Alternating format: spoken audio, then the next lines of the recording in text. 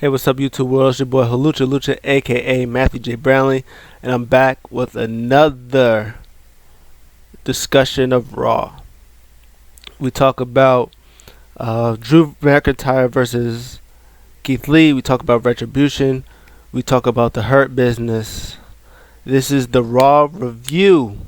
My opinions from the best to the worst, the good, the bad, and in your face.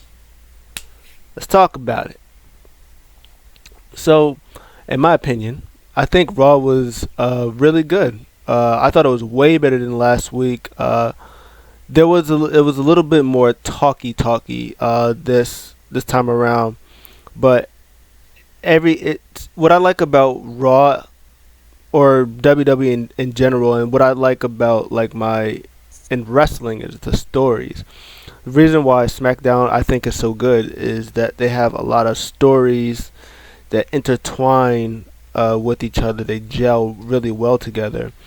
And with Raw, it seemed to be like a lot of things that mixed together that flowed. It seemed like Raw flowed better than it did last week. Last week it felt like Vince McMahon just took the script. He was like, I don't like it. Just toss it all up. And he just grabbed it and he ripped it up, and everybody was like, oh my God, what do we do?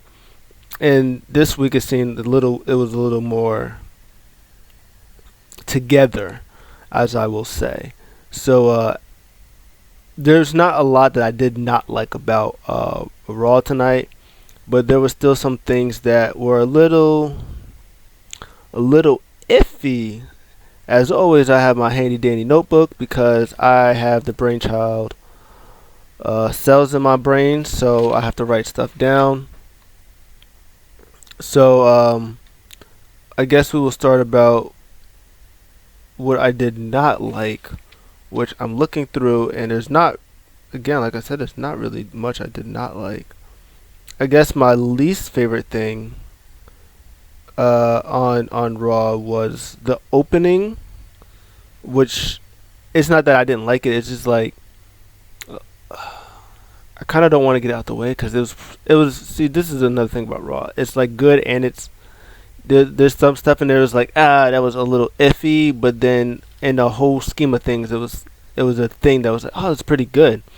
So like with this whole Drew promo, he opens up Raw. What I didn't like about it was he comes to the ring, and then they throw through a video package that what happened last week or whenever, and that video package was 5 minutes long. And then he comes and he talks for another 5 minutes, and then Adam Pearce, my boy Scrap Iron, comes out and he talks, and then Keith Lee comes out, and they shake hands, and throughout the whole night they kept talking throughout the night before the actual match, and it was just felt like there was like a lot of talking and stuff that they did, which unfortunately, you have 3 hours of Raw, you gotta fill time, and that's how they had to fill time, is by talking a lot. So that wasn't my favorite part. It wasn't bad. It was just a lot of talking, a lot of video package throughout the show, which wasn't my favorite. Like Seth Rollins had his steel cage match with Dominic, and they cut to, it was like, oh, they're building the steel cage, come back from commercial, we'll have it. And then they come back from commercial, and then they talk about the feud that they've had so far with Mysterios and Seth Rollins in them, and Murphy. And they show that video package, and then they show Seth Rollins again with Murphy, which was a good little segment they had there. And then after that, they went back to commercial again before they had the match. I was like, oh, really? I was like, well, what was the point of you going back? You should have just did the one segment. You should have made the stage. You should have just did the stage. And then you cut back to Seth Rollins. Then you go to commercial, come back, and then you start the match. There's no need for you to start the cage, set up the cage, go to commercial, come back, do the video package, go to Seth Rollins, then go to commercial again, and then come back. No need for that. Cut it all out. other stuff that was was the Raw Underground stuff.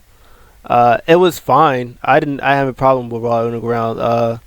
They're setting up a match between Braun Strowman and uh Tapu Kiki. I don't know his name, but the tall guy. Which I figured that I thought they was gonna do that this night, but Braun Strowman was whooping on Riddick Moss and Dolph Ziggler all night, uh, throughout the whole Raw Underground show, and then it was like we're gonna say Braun Strowman and Tapu Koko for next week, which I'm semi interested in. I kind of want to see where that how that's gonna lay out. Um, we didn't see the 24/7 championship with our truth tonight, which is fine. I kind of want them. I keep saying I want them to let's cut that all that out, make it into the WWE underground stuff, the Raw underground stuff. Make that a title, and then you have and then you go from there. I think that's how you do that because really like Tozawa put him back in the cruiserweight division. Our truth is funny and clever enough that he can do like anything. Like he can get in that U.S. title picture and just like he could be like a comedy guy, but he could still be a U.S. champion that like everybody like likes. Like if he became U.S. champion, nobody would be mad that our truth is U.S. champion. So, or he could get in the tag team with somebody and be tag team champions. I don't know, because that tag team division, which is something else that is not the best, is crumbling. It's crumbling. It's going into pieces because another tag team is in the dirt. Another tag team's in the dirt. It seems like Angel Garza and Andrade again are not on the same page. Zelina is not happy about it. Apparently, she's going to be next in line for Asuka. I guess she's going to face her at the Clash of Champions, which I think will be a good match. I don't see Zelina winning because Zelina hasn't been. She's been made as manager and not wrestler, even though we all know from Impact TNA days that Rosita can actually wrestle and she's a really good wrestler. But I think that match with her and Asuka is going to be pretty decent. I hope this means that she'll be in the women's division more and eventually gets that Raw tag the Raw Championship or SmackDown Championship, whatever they decide to do. I kind of don't want them to split up Andrade and my boy Angel Garza because I think they're a really good tag team. I think they could work really well together. And apparently, it seems like after the champion versus champion match between Cesaro and Shinsuke and the Street Profits, which was really good, it doesn't seem like they plan on unifying the titles, which is what a lot of people thought that was going to happen. This was pretty much Street Profits win. It was a clean win. It's not. I mean, unless Cesaro and Sheamus goes on SmackDown's like, oh, we know we can beat you. You know, you just got lucky or whatever like that. I don't know really what they can do to be like, let's unify the titles, especially when Lucha House Party got that win on SmackDown, and now it could be a thing where it's like, hey, you guys don't even deserve to be tag team champions. You lost to us last week. You lost to Street Profits on Monday. It's like, I think we should be tag team champions. So I think that's going to be a match at Clash of Champions anyways, Lucha House Party and Cesaro and Sheamus. So the thing would be now, what would be next for the tag team division? It's not a lot. So Seth and Murphy is, I guess, not a thing. The Viking Raiders are out because of him being Ivar being injured. Andrade and Garza seems to not be a thing right now. I mean, the only thing that would be something for Street Profits could possibly be Hurt Business, Cedric Alexander and Shelton Benjamin. That's probably all they have now, which I would love if Cedric Alexander and Shelton Benjamin were tag team champions. That would be cool, and then maybe see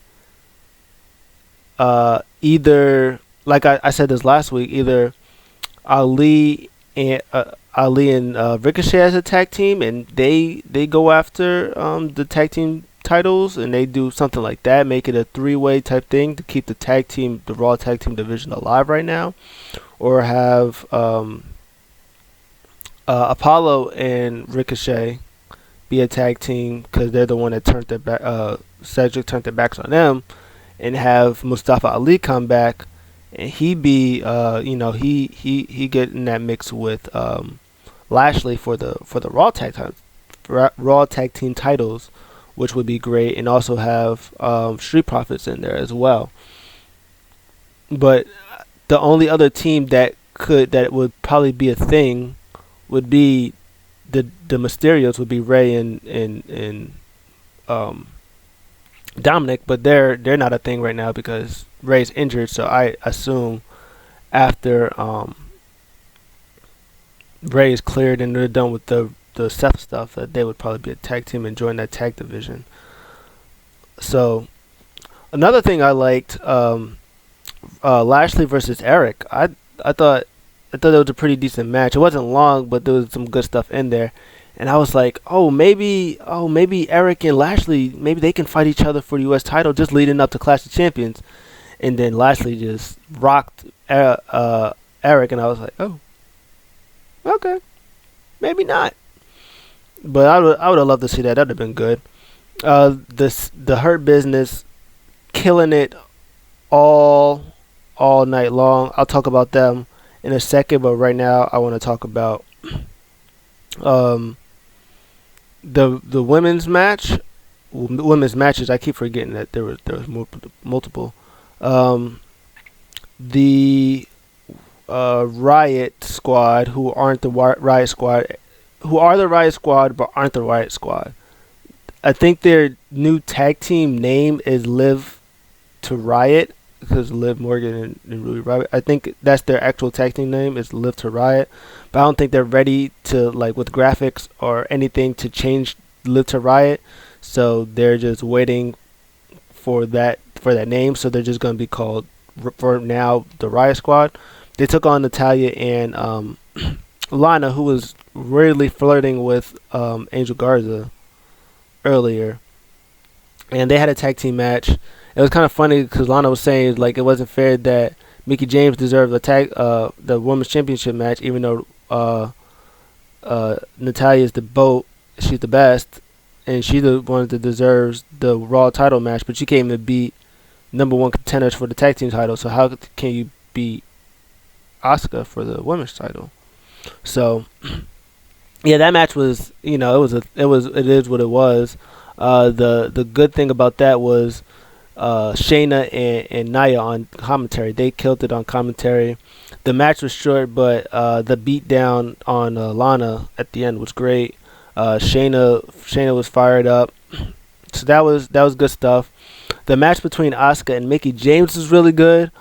Unfortunately, it seemed some reports were saying that I guess the finish of the match was Mickie James was supposed to, I guess she was supposed to tap out or something like that. I'm guessing she was supposed to tap out or roll out or something. But I think the ref saw that her shoulder was out of place, like her shoulder popped out of place. So the ref called the match and tended to her. So that's why the match stopped the way it did. But it was good back and forth action and stuff like that. Mickie James is great. I love Mickie James. I don't expect her to win any more world championships. She's I think they keep saying 6-time world women's champion. She doesn't really need the titles anymore. Maybe she can team with somebody. Maybe she can team with Mandy Rose, and she can help Mandy Rose up or something like that. And they could be tag team champions or something like that.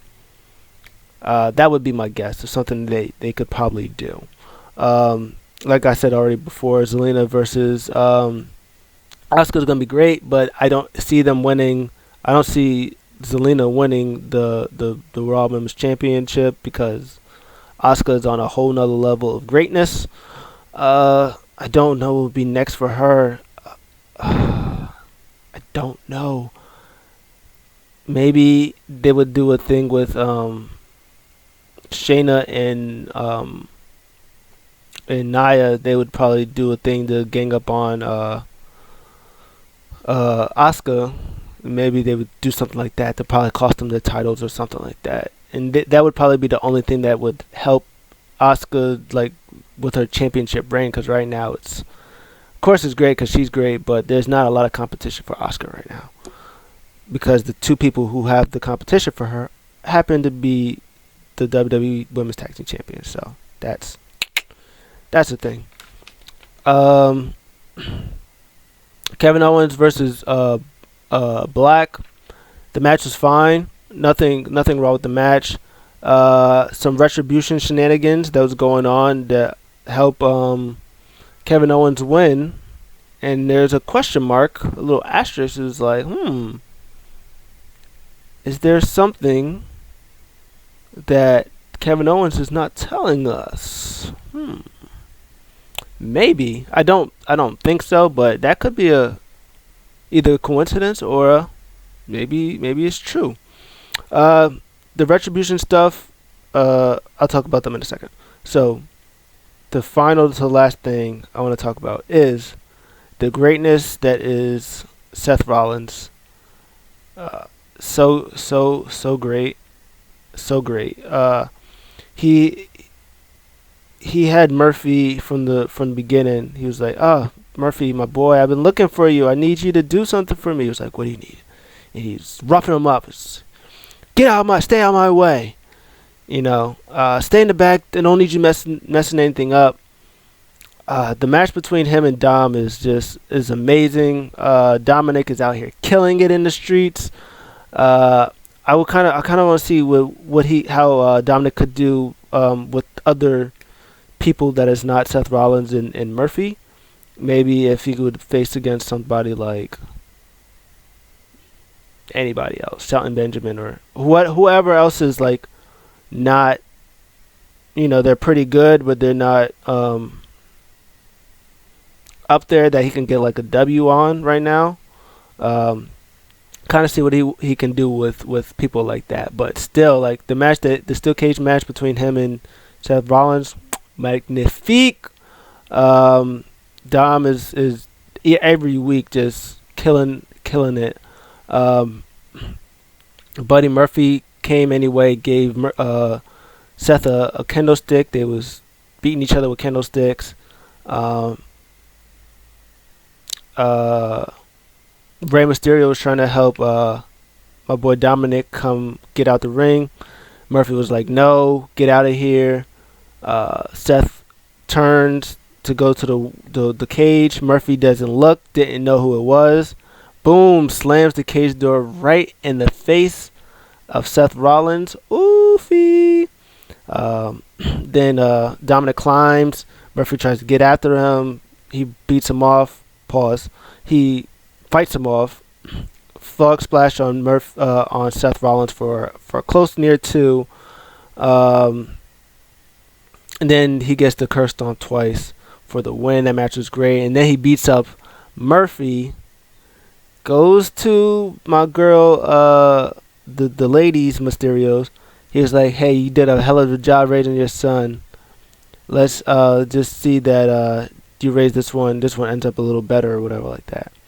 And then as the Mysterios are going in the to check on to Ray, Seth is leaving. Little baby girl Mysterio, little mama Mysterio, little baby girl Leah Mysterio, give a little to Murphy, get a little rub down, just like it'll be okay, baby boy, and then goes in the ring. So are they about to do a little Romeo and Juliet type thing going on? Just like we like and love each other, but our families aren't gonna let us be together. Are they doing that? Oh, a little spicy. But that whole segment was fantastic. I loved every part of that. Uh, and this was when I was saying that Raw was like they weaved together a whole bunch of storylines and it ended up good because it was started with the Cedric Alexander versus Ricochet match, which was really good. It's good stuff. Um, Cedric wins, but then Retribution like lights happen and stuff like that. And Retribution talks pretty much was saying that they thought they were gonna be like when they were in the performance center, they was gonna make money or whatever, but they was cast aside. Just funny because one of them's Dijak and the other one's Mia Yim. It's like, but you two did great in NXT. And then Mercedes Martinez, I think they said was another one. It was like, but you just had a like, what's going on? But either way, there's a lot of them. Her business, they're doing a thing. They're like, oh, you want some of this smoke? And then that's when they run into Adam Pearce. Adam Pearce is like, what is this foolishness that's going on? What is this foolishness? And they get into, they run into her business. She's like, hey, we wanted to help you. Adam Pearce is like, we don't need your help. He was like, I think you do. You might need, instead of having little boys, you might need the grown men, the Hurt Business, to help you out. And then he was like, yeah, cool. Yeah, you right. He was like, thanks for your volunteer. MVP was like, this guy sent you a check in the mail. So they do all that. And then later on again, during the Seth Rollins Aleister Black match, MVP is on commentary and the lights come out. MVP is like, yo, what is going on around here? He's on commentary again, still like throughout the end of the match for Drew versus Keith Lee. And I already said my feelings on that. It went way too long, too much talking. There was some good stuff in there, like towards like the middle of the end when they started brawling, when Keith Lee kept was putting his hand like near Drew and he kept saying, yo, don't do that. He was like, how you gonna tell the limitless one what not to do? It's like, you can't do that. And then they started brawling and stuff like that. So that was good stuff. The match itself was fine, but then Retribution comes out. MVP, I guess, leaves, and then in my mind I was like, didn't Hurt Business say that they was gonna handle it? Like, why are they not here? Like, there's like 2 minutes left. Like, what's going?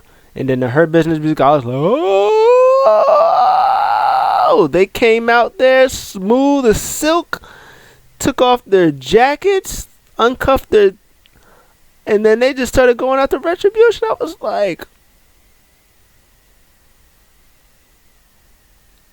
yeah, okay, so Retribution in Hurt Business. Okay, Hurt Business is about that life. It was like, but are they? It seems like they're not really baby faces though. It just seems like there's like this badass group that was like, yo, we don't care who you are. We don't care if you're babyface. We don't care if you're heels. We're gonna beat up everybody.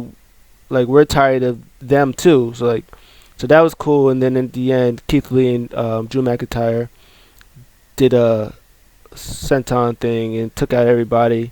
And then they looked at each other, and that ended Raw. That was the end of Raw. Did I miss anything? Did I miss anything at all? Drew Confrontation, more underground. Oh, Titus O'Neil got beat up. That was tough. Yep. Got that. Burt. More Retribution. Yep. Yeah, I think I got everything for the first time of all times.